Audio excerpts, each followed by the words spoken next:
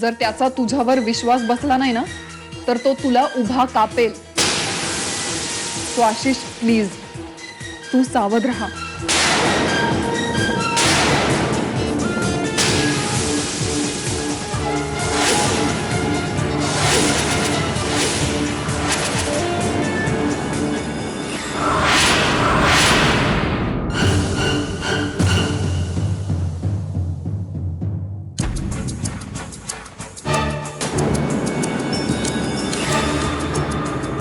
आशा आशा आशा आला आशा आला.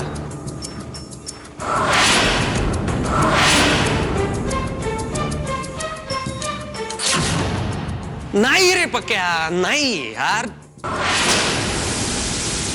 तुला नाही कळणार. चला चला, इथून जे प्रेम असतं ना ते नाही समजू शकत कोणाला. तुला सांगतो, मंजिरी आणि माझा किती जीव तुटतोय हे तुला नाही कळणार. मला असं कळतंय रे, पण आता आपण तरी काय करणार रे? तिचं लग्न झालंय ना राव. पण म्हणून काय मनातनं प्रेम संपून जातं? हा पक्या, तुला माहित नाहीये, माझ्यापेक्षा जास्त मंजिरी माझ्यावर प्रेम करते. माहितीये रे मला. ते कोणी नाकारलंय का? पण तिच्या बापानी नाकारलं ना. आणि चला, त्याच्या पुढे आपलं काहीच चाललं नाही.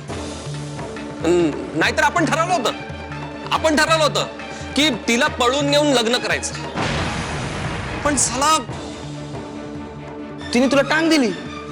पक्या, मंजिरी मला कधीच ताण देऊ शकत नाही. उलट मला खूप बरं वाटतंय की अजूनही तिचं माझ्यावर तितकंच प्रेम आहे. आणि म्हणून तिने मला इथे बोलावलं, कोल्हापुरात. तिने माझी कधीच साथ सोडली नाही पक्या. आजही ती तितकंच प्रेम करते माझ्यावर. म्हणूनच तर मी जगतोय तिच्या प्रेमाच्या आधारावर. नाहीतर जगण्यात काही राम उरला नाही रे पक्या. पण नुसतंच असं इथे झुरत बसण्यात काय उपयोग आहे? पक्या, तुला माहितीये, तिला जसा वेळ मिळेल तसं ती मला भेटते. हो? मला फोन करते, रोज फोन करते. तुला माहितीये, तिचा आवाज ऐकल्याशिवाय माझी सकाळच होत नाही रे. अरे पण ती तिकडे सुखात राहती आणि तू असा इकडे घुटमळतोय. पक्या, तुला कोणी सांगितलं ती सुखात आहे? हा? मंजिरी माझ्याशिवाय सुखात राहूच शकत नाही. मला ना माझीच चिड येते. मला तर स्वतःचाच राग येतो की का, म्हणजे मला सगळं दिसतंय, मला सगळं कळतंय, सगळं खरंय, पण मी तिला या परिस्थितीतून नाही बाहेर काढू शकत पक्या. नाही बाहेर काढू शकत. मंजिरी क्या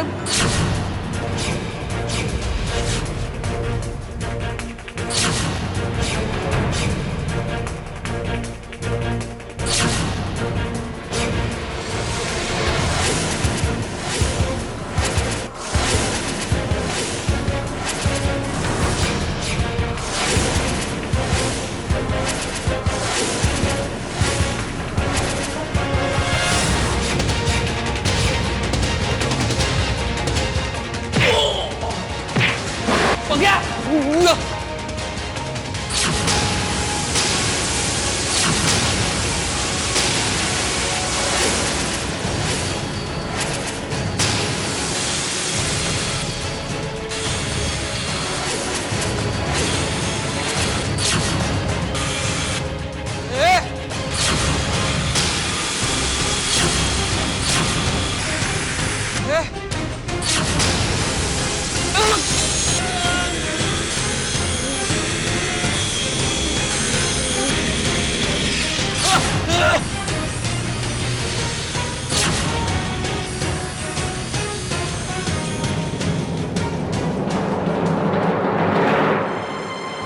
हे सगळं कधी आणि कसं थांबणार आहे देवाला ठेवू. जबाबदार म्हणता म्हणता तो जास्तच बेजबाबदारपणे वागू लागलाय. आता परत आला ना की मी अगं सत्यजीतच्या आत काहीतरी जळतंय ग वहिनी. अगं त्याचं त्याला किती दुखतंय आणि किती नाही हे त्याचं त्यालाच ठाव. वंस ते सांगितल्याशिवाय कळणार आहे का आपल्याला? आपण अंतर्यामी आहोत असं वाटतंय का त्याला? प्रिया, प्रिया, काय झालं मावशी? प्रिया, सत्यजितशी तुझं काही बोलणं झालंय का ग? नाही म्हणजे काल त्याच्या रूम बाहेर मी तुझा आवाज ऐकल्यासारखा वाटला. नाही, मी त्याला फक्त एवढंच विचारायला गेले होते की तू जेवायला बाहेर येतोयस का. तो नाही म्हणाला म्हणून मी.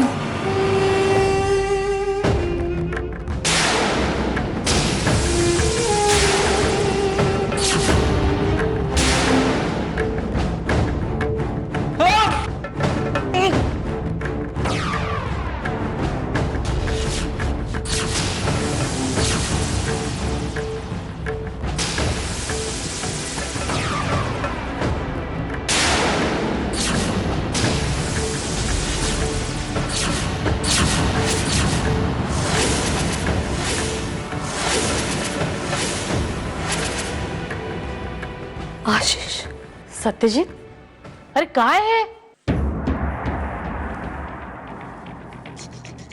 आज मला बघायचंय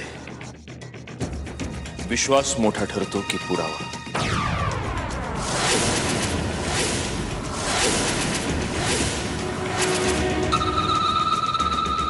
सत्यजित, मी काहीतरी विचारतीये तुला.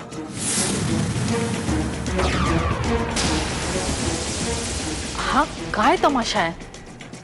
आणि हा मुलगा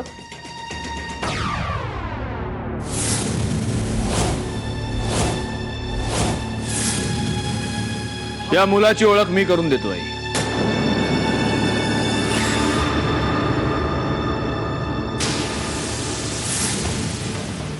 याची ओळख मी करून देतो. याचं नाव आशिष शिर्के.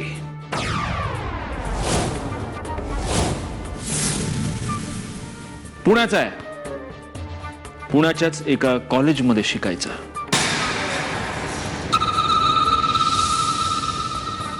आणि याच कॉलेजमध्ये त्याच्याबरोबर एक मुलगी शिकत होती. तिचं नाव मंजिरी सरनाईक.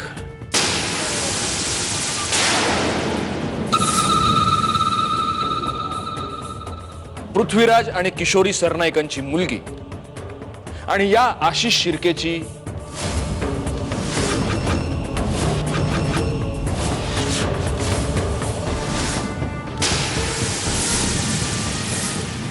सांग मंजिरी, कोण होतीस तू या आशिष शिर्केची? काय?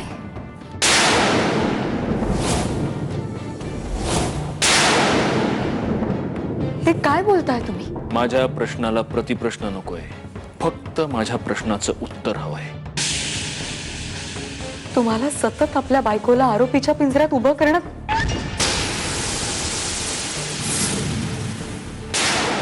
फालतू बडबड नाही, फक्त प्रश्नाचं उत्तर.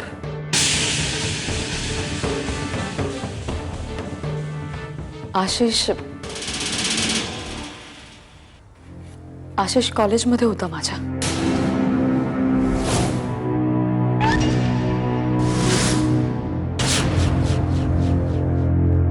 एकाच वर्गात होतो आम्ही आणि तो खूप चांगला मित्र होता माझा.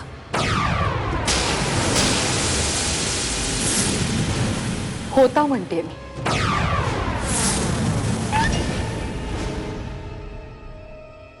बरोबर. फॉर अ चेंज तू खरं बोलतेस मंजिरी.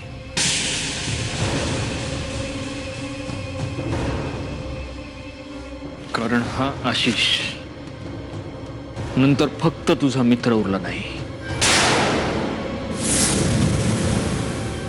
तो तुझा बॉयफ्रेंड झाला.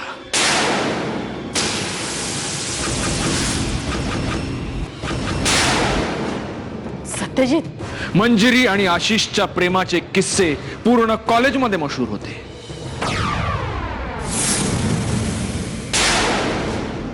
आई आणि मग ते किस्से पृथ्वीराज सरनाईकांच्या कानावर गेले. पृथ्वीराज सरनाईकांना हा असला फाटका जवळ नकोच होता. त्यामुळे त्यांनी याला कानाला धरून तुझ्या आयुष्यातून बाहेर काढले. आणि त्याच वेळेला दैव कर्म संयोगानं सरनाईकांच्या दाराशी शालिनी मुधोळकरांच्या मोठ्या लेकाचं स्थळ चालून आलं.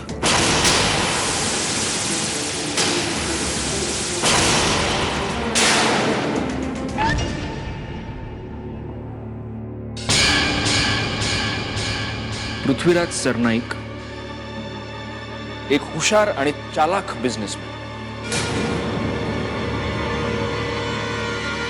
आपल्या मुलीचं बुडीत खात्यात निघू पाहणार आयुष्य पुन्हा फायद्यात आणण्याची एक संधी त्यांच्याकडे चालून आली आणि त्यांनी त्या संधीचा अचूक फायदा घेतला.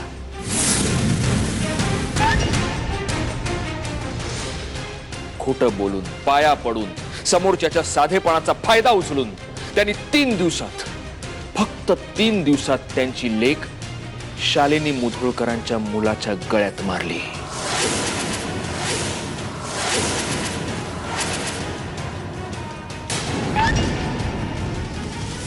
आणि तो मूर्ख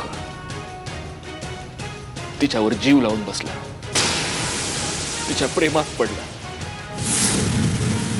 आपला विश्वास जो इतकी वर्ष त्यांनी कडी-कुलपात बंद करून ठेवला होता तो त्याने तिच्या पायाशी नेऊन ठेवला आणि तिनं पायाच्या चपले इतकीच त्याची किंमत केली.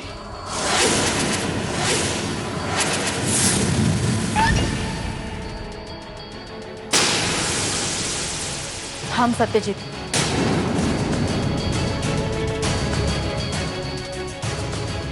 तुझ्या विचित्र वागण्यामागचं कारण कळतंय मला आता.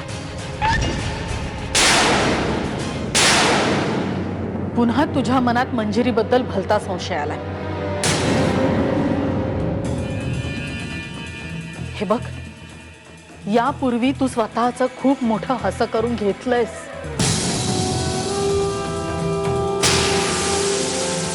तुला अक्कल नाही आलेली अजून. अरे पहिल्यांदा घडते ना ती चूक असते बाबा, पण ती चूक जेव्हा पुन्हा पुन्हा घडते ना. तुला काय वाटतं आई?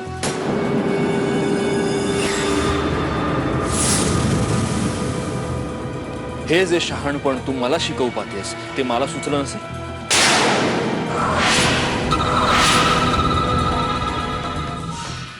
गेले 2 दिवस मी स्वतःला काय काय क्लेश करून घेतलेत ना हे फक्त मला माहिती. आज मंजिरीला हा प्रश्न विचारण्याआधी स्वतःशी 1000 वेळा भांडलोय मी. पण आता हे वादळ तेव्हाच शांत होईल जेव्हा माझ्या प्रश्नाची खरी उत्तर मला मिळतील. हा मंजिरी,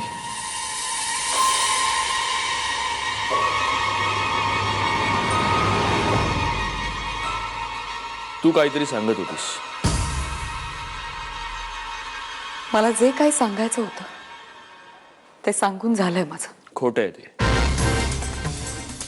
तुझ्या या साध्या आणि सोज्वळ रूपा इतकंच खोटं.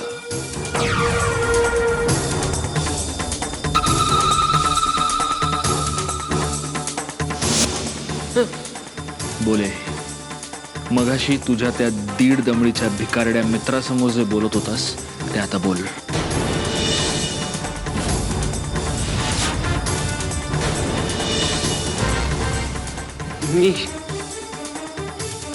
मी काय बोलतो? मंजिरी, हे सगळं एवढं विचारतोय तेवढ्या प्रश्नांची उत्तरं द्यायची फक्त. तुझं आणि हिचं अफेअर होतं. कोण म्हणतं असं? होती. मंजिरी माझी मैत्रीण होती. खूप जवळची मैत्रीण होती.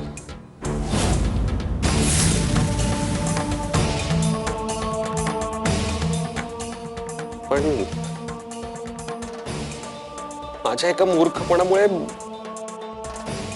तिच्या तिच्या वडिलांचा गैरसमज झाला आणि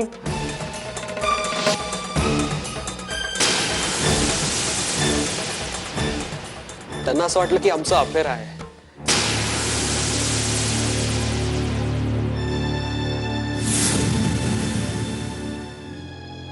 नंतर खूप वाद झाले, बरंच काही घडलं.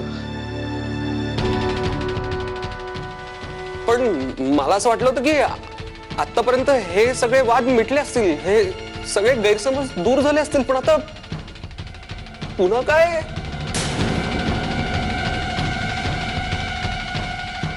मंजिरी अगं, अजूनही मी माझं मोडलेलं आयुष्य उभं करण्याचा कसा बसा प्रयत्न करतोय, त्यात आता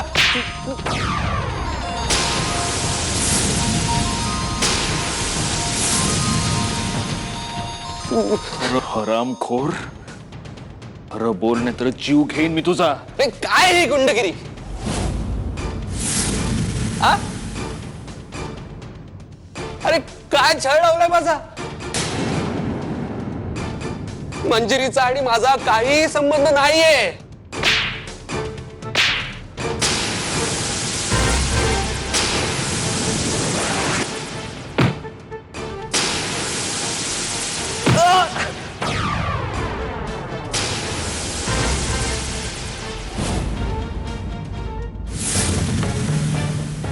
हरामखोर.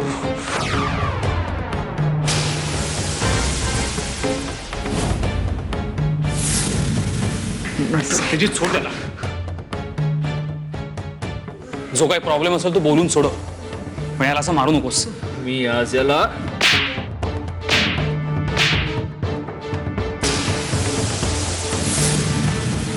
सत्यजित, सत्यजित, जर हा तमाशा आता थांबला नाही तर मी या घरातून कायमची निघून जाईन, लक्षात ठेव.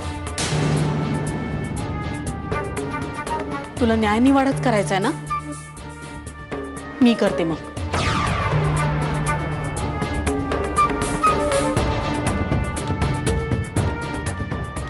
मंजिरी, हा तुझा कॉलेजचा मित्र आहे?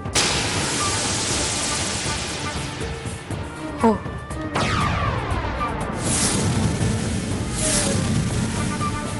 मी मग त्या दिवशी तो आपल्या घरी पेस्ट कंट्रोलर म्हणून का आला होता?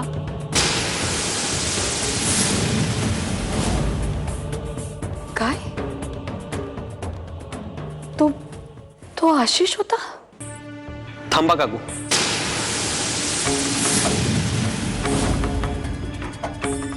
हा प्रश्न तिला नका विचारू. तिला बिचारीला काय माहित असणार ना?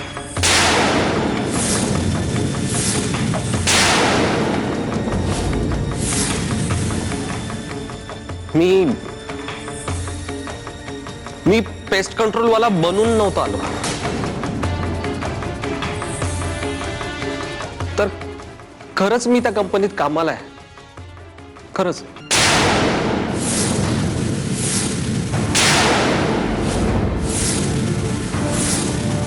एका गैरसमजापोटी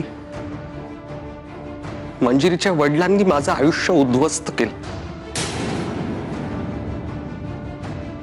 माझ्या आयुष्याची वाट लावली.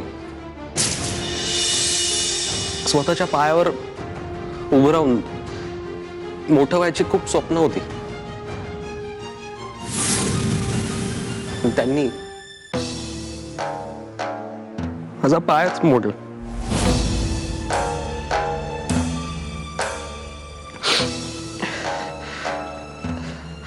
त्यांच्या धाकानं मी पुणे सोडलं, इकडे आलो कोल्हापुरात.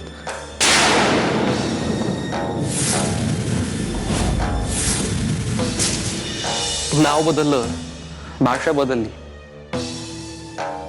माझ्या एका मित्राच्या मदतीने ही पेस्ट कंट्रोल वाल्याची तुटपुंजा पगाराची नोकरी मिळवली.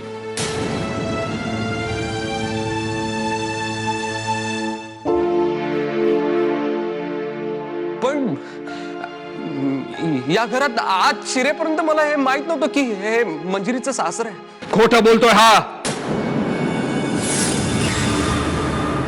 प्लीज एकदा माझ्यावर विश्वास ठेवा. तुझ्यावर विश्वास ठेवणं म्हणजे चोराच्या हातात तिजोरीच्या चाव्या देण्यासारखं आहे. तो मूर्खपणा मी केला आणि त्याची फळं भोगतोय मी आता. बस सत्यजित, बस. यापुढे मी तुमचं काही एक ऐकून घेणार नाही.